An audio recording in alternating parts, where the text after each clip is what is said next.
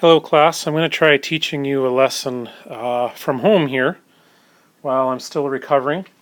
Before I had left, we had just started a unit on equilibrium forces. We were taking a look at situations where all the forces balance out so that there's no net force, everything equalizes.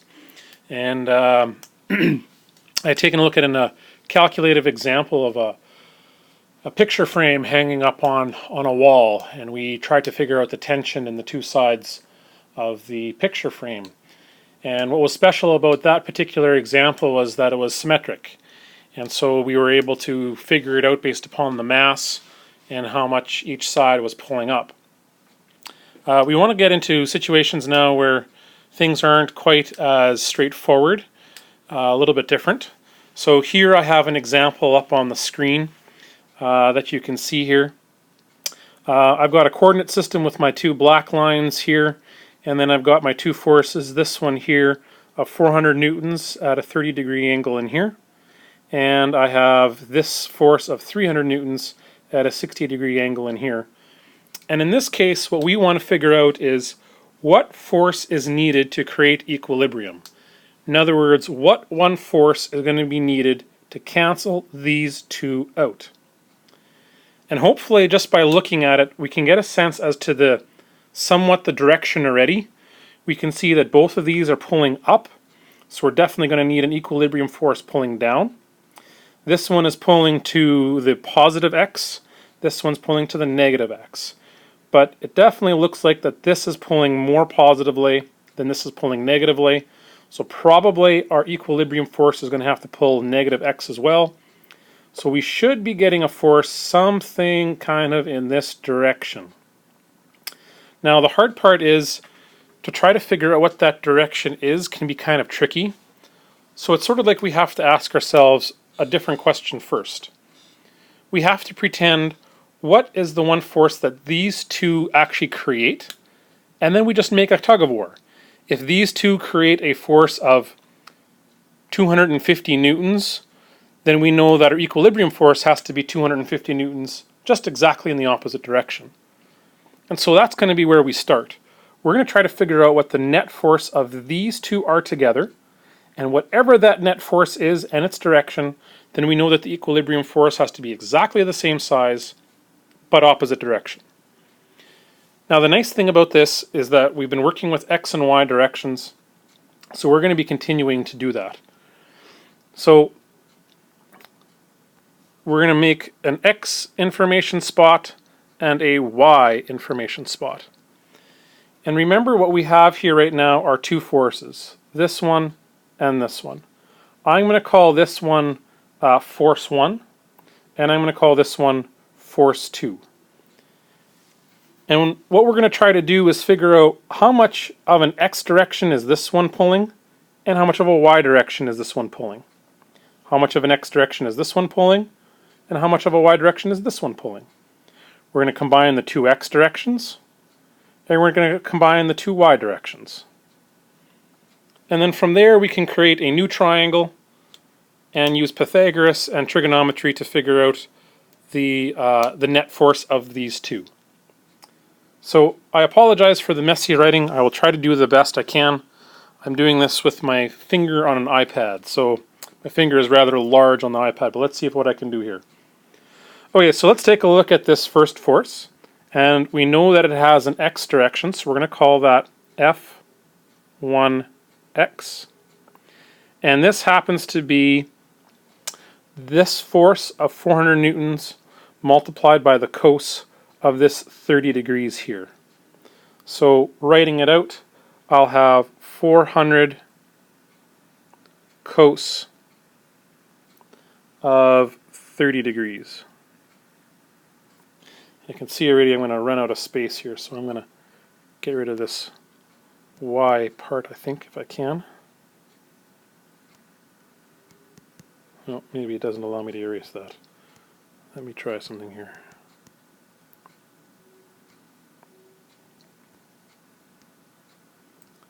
Okay, let me just put in this. This is our x information right now. Okay, and when I plug this into my calculator, I get 346 newtons. So that means that I know that this force is pulling in the positive x direction of 346 newtons. The second force, this one, is pulling this way. So we have F2x. And this will equal 300 the cos. And now here I have two options of what I put in for my angle.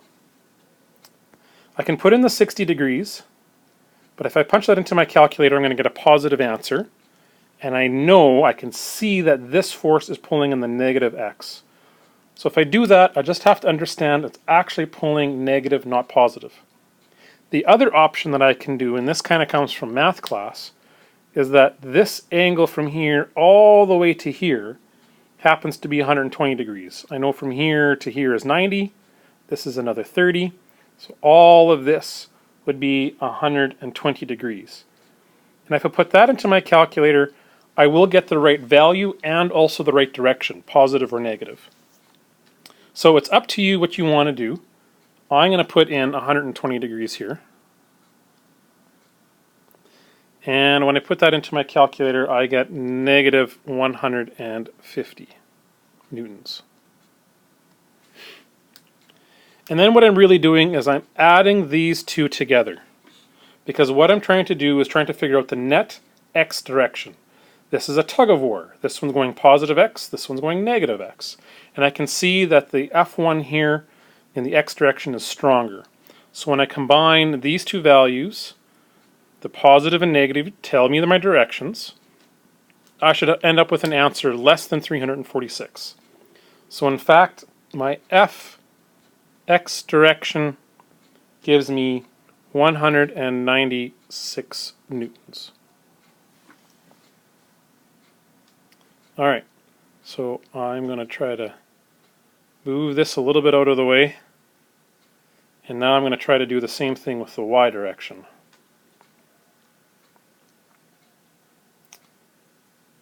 Why don't I do this? I have a better idea.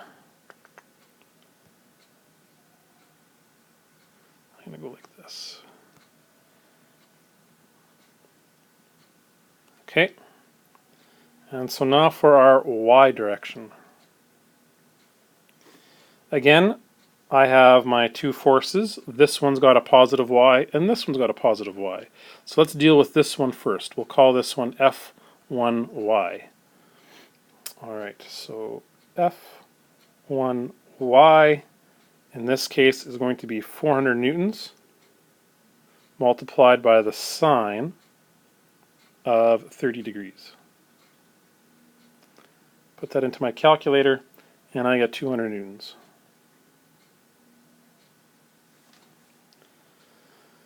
The second one, this one's also in the positive y, and again I can put in a 60 degree angle here or a 120 degree angle here. If I use the 60, I just have to recognize whether the y is actually going up or down. If I put in 120, that'll automatically give me my correct answer in terms of the direction. But I can see that it's up. So in this case I have F2y equals 300 sine of 120 degrees. And that gives me 260 newtons. And then all I'm doing is I'm combining these two forces, the 200 and the 260. Both of them are pulling up, so they are adding together. So I should get an answer that's larger than 260. And I'll see that my force in the y direction will give me 460 newtons.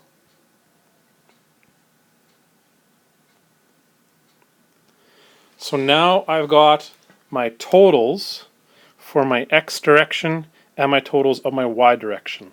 What I'm doing is I'm pretending that these two are one force, and I have the components of the x direction and the y direction. And so now what I'm going to do is create a brand new triangle. I have a force of 196 here, and I have a force of 460 here. And so then my net force happens to be this here. Made that a little too big. Can I make it smaller? There we go. So I know that this side here in the x direction is 196, and this side is 460. And so now all I need to do is to figure out what this length is and what this angle is in here. This is a right angle triangle, so that means I can use my Pythagoras and all of my trigonometry. So let's do Pythagoras first. My F net will equal the square root of 196 squared plus 460 squared. And when I do that, punch it into my calculator, I happen to get a nice round number of 500 newtons. My angle, the tan of the angle in this case is 460 divided by 196. So when I use the inverse tan, my angle becomes 66.9 degrees. So what that means now is I've got a net force of these two put together of 500 newtons at an angle of 66.9 degrees. My equilibrium force has to exactly balance this one out. It's an exact tug of war. It's not a three-way tug of war. It's only a two-way tug of war. So whatever this one's pulling, my equilibrium force has to be pulling exactly the same in the opposite direction. So my net force then becomes, my equilibrium force then becomes this. Let's see if I can, it's not letting me select it, there we go. About like that. So the nice thing is, I have my coordinate system here like this. If this in here is 66.9 degrees, then this in here also has to be 66.9 degrees. So my equilibrium force, my FEQ, has to equal exactly opposite of this, which is 500. And now I have to describe the angle. I can't just use 66.9 degrees because that's this angle here. But what I can do is describe this whole angle over here. This whole thing. Well, I know from here to here is 180.